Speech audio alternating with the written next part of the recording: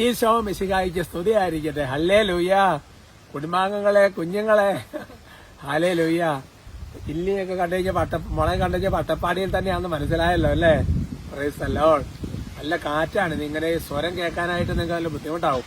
ഞാൻ എന്തെങ്കിലും ചെറിയ ഒരു മൈക്കോ സംഗതി ഉണ്ടോ നിങ്ങൾക്ക് ഇനി അങ്ങനെ എന്തെങ്കിലും നോക്കാം അല്ലേ? കാറ്റൊക്കെ ഉള്ള സമയത്ത് നമ്മുടെ സഹോദരങ്ങളിനെ പ്രത്യേകിച്ച് ഒരു നന്മറും ചൊല്ലി പ്രാർത്ഥിക്കുന്നത്, നമുക്ക് അങ്ങോട്ടേ ചിലരുടെ സാന്നിധ്യത്തിൽ സന്തോഷിക്കാൻ പറ്റുന്നില്ല, അല്ലെങ്കിൽ ചിലരുടെ സാന്നിധ്യം സ്നേഹിക്കാൻ പറ്റുന്നില്ല.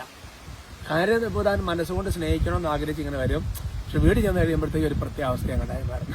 അല്ലെങ്കിൽ ഇന്നത് നല്ല ഹാപ്പി ആയിട്ട് പെരുമാറാൻ വിചാരിച്ചു വരും, ചെന്ന് കയറുമ്പോൾ തന്നെ ആകെ അങ്ങോട്ട് ദേഷ്യപ്പെട്ട് അങ്ങനത്തെയുള്ള പ്രകൃതങ്ങൾ നമ്മളിന്ന് മാറണം. അതിന് നമ്മൾ എത്ര തീരുമാനം എടുത്തിട്ടൊന്നും കാര്യമില്ല.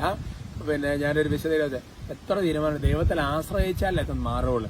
അപ്പോൾ അങ്ങനത്തെ ഉള്ളത് മാറാൻ വേണ്ടിയിട്ട് അത് ഇന്നത്തെ ഒരു പ്രാർത്ഥന കൊണ്ട് ചിലപ്പോൾ മാറും, പിന്നെ ചിലപ്പോൾ കുറേ നാളത്തേക്ക് പ്രാർത്ഥിക്കേണ്ടി വരും. അങ്ങനെ പ്രാർത്ഥിച്ചത് മാറ്റാൻ ഒരു കൃപ. അപ്പോൾ അത് ഇന്നലെ മാറാൻ ആഗ്രഹിക്കാം, അങ്ങനെ ഒരു കൃപയ്ക്ക് വേണ്ടി പ്രാർത്ഥിക്കാം, അങ്ങനെ ഉള്ളവർക്ക് വേണ്ടി പ്രാർത്ഥിക്കാം. നമുക്ക് ഒരു പക്ഷേ കുഴപ്പമുണ്ടാവില്ല, വേറെ അങ്ങനെ ഉള്ളവർക്ക് വേണ്ടി ഓർത്തും നമുക്ക് പ്രാർത്ഥിക്കാം. നന്മ നിറഞ്ഞ മറിയമേ സ്വസ്തി, കർത്താവ് അങ്ങയോട് കൂടെ സ്ത്രീകളിൽ അങ്ങ് അനുഗ്രഹിക്കപ്പെട്ടവളാവുന്നു, അങ്ങയുടെ ഉദരത്തിൻ ഫലമായി ഈശോ അനുഗ്രഹിക്കപ്പെട്ടവനാവുന്നു. പരിശുദ്ധ മറിയമ്മേ തമ്പുരാന്റെ അമ്മേ, പാപികളായ ഞങ്ങൾക്ക് വേണ്ടി ഇപ്പോഴും ഞങ്ങളുടെ മരണസമയത്തും തമ്പുരാനോട് അപേക്ഷിച്ചു കൊള്ളണമേ. ആമേൻ. Praise the lord. ഇന്നത്തെ നമ്മുടെ വിഷയത്തിന്റെ തലക്കെട്ട് ഇത് ദൈവത്തിൽ നിന്നേ മാത്രമേ വരൂ എന്നുള്ള അർത്ഥത്തിലാണ്. റോമ 13:1 വചനം. അതിന് തന്നെ പ്രിയപ്പെട്ട സഹോദരങ്ങളെ, ഓരോരുത്തരും മേലധികാരികൾക്ക് ഓരോരുത്തരും മേലധികാരികൾക്ക് വിധേയനായിരിക്കട്ടെ. എന്തെന്നാൽ ദൈവത്തിൽ നിന്നല്ലാതെ അധികാരമില്ല. അന്നേരം പറയാണ്, നിലവിലിരിക്കുന്ന അധികാരങ്ങൾ ദൈവത്താൽ സ്ഥാപിതമാണ്. നല്ലൊരു വചനമല്ലേ എന്റെ പ്രിയപ്പെട്ട സഹോദരങ്ങളെ, അല്ലേ?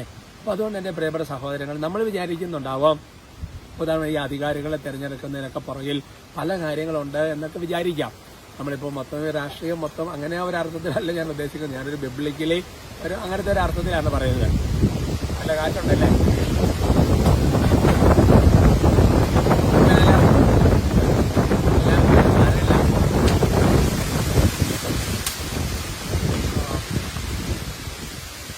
രണ്ട് മിനിറ്റ് സൈലൻസ്, അത് കുഴപ്പമില്ല കേട്ടോ.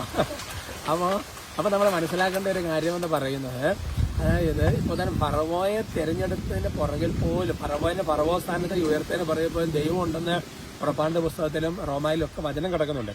അപ്പം അതുകൊണ്ട് ഈ ലോകത്ത് നടക്കുന്ന എല്ലാ കാര്യങ്ങൾക്കും പുറകിൽ ദൈവത്തിന് ഒരു അനുവാദം ഉണ്ടെന്നുള്ള സത്യമാണ്.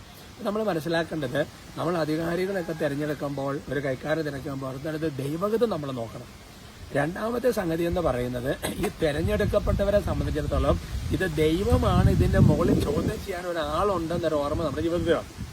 മൂന്നാമത്തെ കാര്യം എന്ന് പറയുന്നത്, നമ്മളെ പോലെയുള്ളവരെ സംബന്ധിച്ചിടത്തോളം നമ്മൾ ഈ അധികാരികൾക്ക് വിധേയപ്പെട്ട് ജീവിക്കാൻ കടപ്പെട്ടിരിക്കും. കാരണം ദൈവം തെരഞ്ഞെടുത്ത് നിയോഗിച്ചതാണ്, അല്ലേ? ചിന്തിച്ചു നോക്കിയേ, ദൈവം തെരഞ്ഞെടുത്ത് നിയോഗിക്കുകയല്ലേ. അതാണ് ഓരോരുത്തരും മേലധികാരിക്ക് വിധേയമായിരിക്കണം. എന്നാൽ നിലവിലിരിക്കുന്ന അധികാരങ്ങൾ ദൈവത്താൽ സ്ഥാപിതമാണ്, അല്ലേ? ചിന്തിച്ചു നോക്കിയേ. അല്ല, ആ ഒരു വചനത്തിന്റെ ഡെപ്തേ, അല്ലേ? Price the Lord.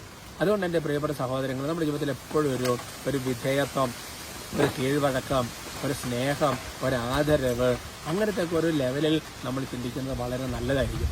അതിപ്പോൾ അതുകൊണ്ട് താരം പറഞ്ഞ എല്ലാ അവസ്ഥയിലുള്ളവർക്കും, ഇപ്പോൾ പാരൻസിനെ സംബന്ധിച്ചിടത്തോളം അല്ലെങ്കിൽ മക്കളെ സംബന്ധിച്ചിടത്തോളം, ഒരു സമർപ്പിതനെ സംബന്ധിച്ചിടത്തോളം, ഒരു രൂപതാവൈദ്യനെ സംബന്ധിച്ചിടത്തോളം, ഒരു ഇടവകജനത്തെ സംബന്ധിച്ചിടത്തോളം, അപ്പം ആ ദൈവത്തിന്റെ സിസ്റ്റം മാറ്റാൻ പിശാച് ഒരുപാട് പണിയെടുക്കും. ആ സിസ്റ്റം തകർത്ത മൊത്തം തവിടുപൊടിയായല്ലോ, അല്ലേ? അതുകൊണ്ട് ഈ മേഖലകളിൽ നമുക്ക് വന്നിരിക്കുന്ന വീഴ്ചകളോട് അനുദപിക്കണം, ഈ ലോകത്തിൽ വരുന്ന വീഴ്ചകളോട് അനുദപിക്കണം.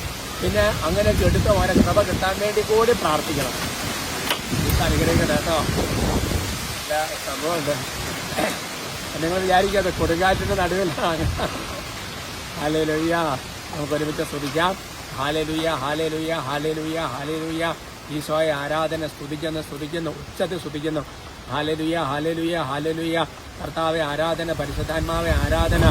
കർത്താവായ ദൈവം ഈ വചനം ജീവിക്കാനുള്ള കൃപ യേശുവിന്റെ നാമത്തിൽ നിങ്ങളുടെ മേൽ ഉണ്ടാകട്ടെ എന്ന് പ്രാർത്ഥിക്കുന്നു. കർത്താവായ ദൈവം അതുപോലെ തന്നെ കർത്താവെ സ്നേഹം പ്രകടിപ്പിക്കാൻ പറ്റുന്നില്ല, സന്തോഷിക്കാൻ പറ്റുന്നില്ല, അങ്ങനത്തെ ആന്തരിക മുറിവുകൾ, പേഴ്സണാലിറ്റി ഡിസോർഡേഴ്സ് എല്ലാം യേശുവിന്റെ നാമത്തിൽ ഹീലിംഗ്, സൗഖ്യം പ്രാപിക്കട്ടെ. പൈശാചി അടുത്ത് വിട്ടുപോട്ടെ.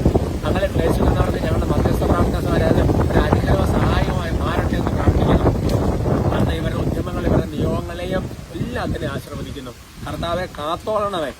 നമ്മുടെ കർത്താവ് ഈശോമിശിഹായുടെ കൃപയും പിതാവായ ദൈവത്തിന്റെ സ്നേഹവും പരിശുദ്ധാത്മാവിന്റെ സഹവാസവും എല്ലാവരോടും കൂടി ഉണ്ടായിരിക്കട്ടെ, ഇപ്പോഴും എപ്പോഴും എന്നേക്കും. ആമേൻ.